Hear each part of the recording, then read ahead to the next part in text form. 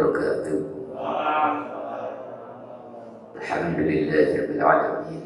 Nahmaduhu wa nasta'inuhu wa nastaghfiruh wa na'udzu billahi min shururi anfusina wa min sayyiati a'malina. May yahdihillahu fala mudilla lahu wa man yudlil fala hadiya lahu. Asyhadu an la ilaha illallah wahdahu la syarika lahu wa asyhadu anna Muhammadan 'abduhu wa rasuluh. Allahumma shalli wa sallim ala sayyidina Muhammad wa ala alihi wa sahbihi ajma'in. Amma ba'du. Hadirin yang saya muliakan, suatu hari Rasulullah SAW menjadi khatib sholat Jumat pada bulan Sya'ban di minggu terakhir. Artinya seminggu lagi menjelang Ramadan. Ketika beliau sedang khutbah sholat Jumat bersama para sahabatnya, tiba-tiba sahabat mendengar di sela-sela khutbah yang sedang disampaikan oleh Rasulullah SAW, para sahabat mendengar Rasul mengucapkan amin sampai 3 kali. Para sahabat akhirnya mengikuti ucapan Nabi dengan mengucapkan amin. Setelah itu kemudian Rasulullah melanjutkan khutbah. Selesai khutbah, selesai sholat Jumat berjamaah, selesai salam, lalu kemudian para sahabat penasaran atas mengapa di tengah-tengah khutbah Rasulullah mengucapkan amin. Oleh karena itu, di antara para sahabat kemudian ada yang menanyakan hal itu kepada Rasulullah SAW. Ya Rasulullah, tadi waktu engkau khutbah mengucapkan amin sampai 3 kali, sementara kami tidak mendengar apapun. Apa itu maksudnya? Lalu kemudian Rasulullah menjawab, ketika aku sedang khutbah tadi, tiba-tiba datanglah malaikat Jibril dan berbisik kepadaku. Dalam bisikannya itu, dia mengatakan, ya Allah, abaikanlah orang yang berpuasa kalau dia tidak mengaturkan permohonan maaf terlebih dahulu kepada orang tuanya. Kalau masih ada, Rasul langsung menjawab amin, jamaah mengikutinya dengan amin. Lalu kemudian malaikat Jibril mengatakan kepada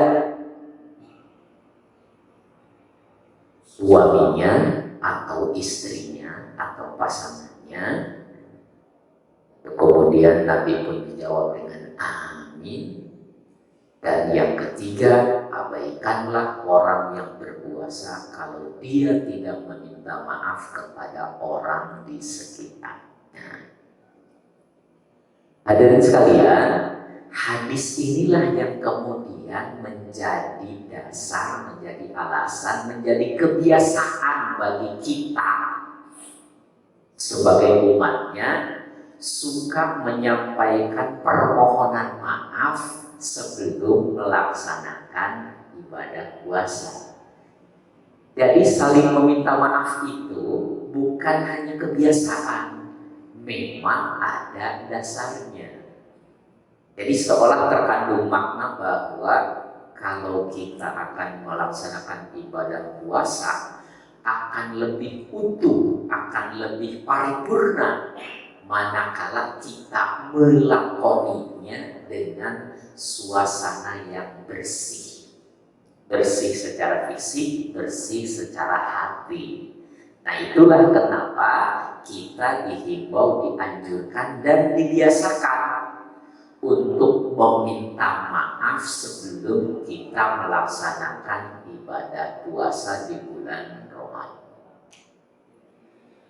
Nah, hadirin sekalian, dulu kebiasaan saling meminta maaf ini, dulu yang saya maksud itu sebelum ada media sosial, itu diwujudkan dalam bentuk saling mengunjungi antara satu kerabat dengan kerabat lain, antara satu tetangga dengan tetangga lain. Di hari terakhir Syakban itu, sore-sore, biasanya ada kebiasaan di masyarakat kita saling nganteran, saling anterin makanan pakai rantang. Dan itu bukan semata bertukar makanan, tetapi juga mengabarkan sekaligus menyampaikan permohonan maaf agar masing-masing kita bisa melakoni puasa dengan paripurna. Berbeda dengan kondisi saat ini, karena sekarang sudah ada media sosial, akhirnya ungkapan penyampaian permohonan maaf itu bukan dengan rantang lagi, cukup dengan menggunakan gadget yang kita miliki. Makanya tidak aneh waktu sehari dua hari jelang Ramadan berseliweran itu HP kita, utamanya WA, dengan permohonan maaf dari kawan-kawan kita. Nah, apakah itu salah? Tidak, tetap ya bagus. Cuma ada catatan, kalau memohon maaf sampaikan dari hati dan tulus. Dulu waktu bawa rantang bukan hanya tulus, bukan hanya dari hati, bahkan saling berbagi makanan. Jadi kedekatan, keakraban, persatuannya itu amat terasa. Nah, sekarang permohonan maaf dengan menggunakan WA. Tidak salah, tapi lakukan dari hati dan tulus. Salah satu ciri tulus meminta maaf itu, menurut saya ya, saran dari saya, lakukanlah dengan bahasa sendiri. Ini sekaligus pesan untuk nanti menjelang Idul Fitri. Ya, tulus dan dari hati itu antara lain adalah dengan menggunakan bahasa sendiri dan ditujukan secara personal. Jangan rombongan, jangan gerombolan. Ya. Saya kerap mencermati gejala di tengah-tengah masyarakat, di tengah-tengah umat. Satu contoh misalnya begini. Kalau ada orang yang wafat dan kita menerima kabar wafat seseorang, maka sebagai wujud duka cita kita disampaikan dengan ucapan innalillahi wa inna ilaihi raji'un. Semoga husnul khotimah.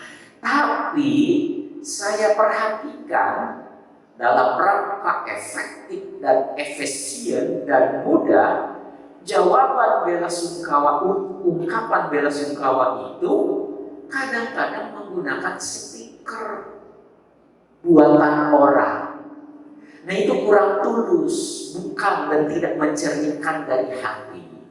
Nah, kemarin itu ada banyak ya ucapan permohonan maaf jelang Ramadan. Bahkan ada yang sudah viral, ada yang menyampaikan permohonan maaf karena mau ibadah saum, ibadah Ramadan dengan menggunakan format kayak surat itu kepada mempertimbangkan, memutuskan. Memang isinya adalah permohonan maaf mau puasa, tapi itu buatan orang yang hanya diteruskan. Itu mengandung makna kurang tulus, bukan dari hati, itu buatan orang. Dan lebih bagus permohonan maaf itu sampaikan secara personal dari hati. Salah satu ciri dari hati itu, personal itu adalah dengan mencantumkan nama yang kita tuju. Nah, itu lebih lebih personal dan lebih begitu. Itu lebih mencerminkan ketulusan seseorang ketika minta maaf.